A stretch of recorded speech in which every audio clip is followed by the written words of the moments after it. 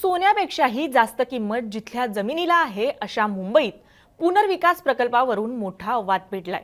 कुर्ल्यातली जवळपास 8.5 हेक्टर म्हणजे सुमारे 21 एकर जागा धारावी पुनर्विकास प्रकल्पाला देण्यात आली आहे। धारावी प्रकल्पाला म्हणजेच अदानी समूहाला ही जागा देण्यात आलेली आहे। ही जागा अदानींना देऊ नये यासाठी खासदार वर्षा गायकवाड यांच्या नेतृत्वात धारावीकरांनी मोठं आंदोलन केलं होतं, परंतु सरकारने या विरोधाला डावलून मदर डेअरीची जागा अदानी समूहाला दिली आहे। त्यामुळे सरकारच्या या निर्णयावर धारावी आणि कुर्ल्यातल्या रहिवाशांमध्ये प्रचंड संताप निर्माण झालाय। मात्र हे काय पहिल्यांदाच घडलेलं नाहीये की सरकारने अदानींना जागेचं आंदण दिलंय।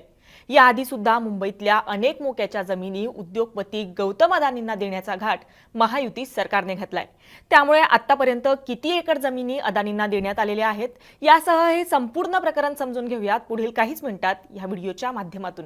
नमस्कार, मी छाया आणि आपण पाहताय मुंबई तक। लोकसत्ताने दिलेल्या वृत्तानुसार आतापर्यंत मिठागरातली 255 एकर जागा, मडची 140 एकर जागा, देवनार कचराभूमी इथली 124 एकर जागा आणि काल झालेल्या निर्णयानुसार कुर्ला डेअरीतली 21 एकर जागा अशी एकूण 550 म्हणजे 550 एकर जागा अदानी समूहाला देण्यात आली आहे।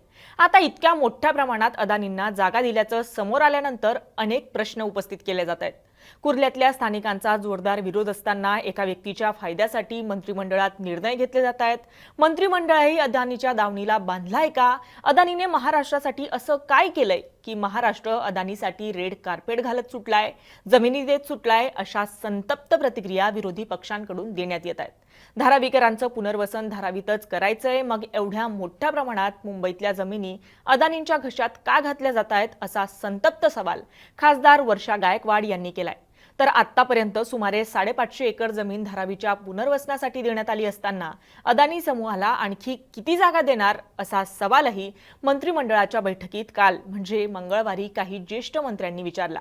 त्यावर जमीन अदानींना नव्हे तर धारावीकरांच्या पुनर्वसनासाठी देत आहोत, सरकारची बदनामी होणार नाही याची सर्वांनी खबरदारी घ्यावी अशा सूचना मुख्यमंत्री देवेंद्र फडणवीसांनी केल्याचं सांगितलं जात आहे। अदानी कंपनीला मोक्याची जमीन देण्यात येत असल्याने सरकारबद्दल जनतेच्या मनात नाराजीची भावना असल्याचा सूर उमटतोय।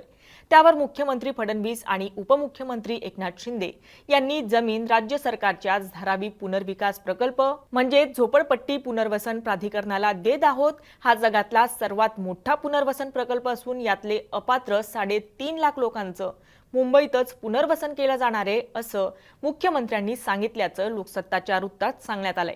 याचबरोबर मुंबईतल्या जमिनी अदानीला दिल्या जात असल्याचा कांगावा करत सरकारची बदनामी केली जाते असं सुद्धा सत्ताधारी पक्षाकडून सांगण्यात येतंय। मात्र आपण मगाशी पाहिल्याप्रमाणे की आतापर्यंत सुमारे 550 एकर जागा अदानी समूहाला देण्यात आली आहे, ही वस्तुस्थिती आहे। प्रचंड विरोध असला तरी सरकारची अदानींवर मेहरबानी असल्याचं यावरून कळतंय। तुम्हाला या संपूर्ण प्रकरणाविषयी काय वाटतं? तुमचं काय मत आहे? आम्हाला कमेंट करून नक्की कळवा आणि मुंबई तकला जर आपण नवीन असाल तर मुंबई तक चॅनलला सबस्क्राइब करायला विसरू नका। धन्यवाद।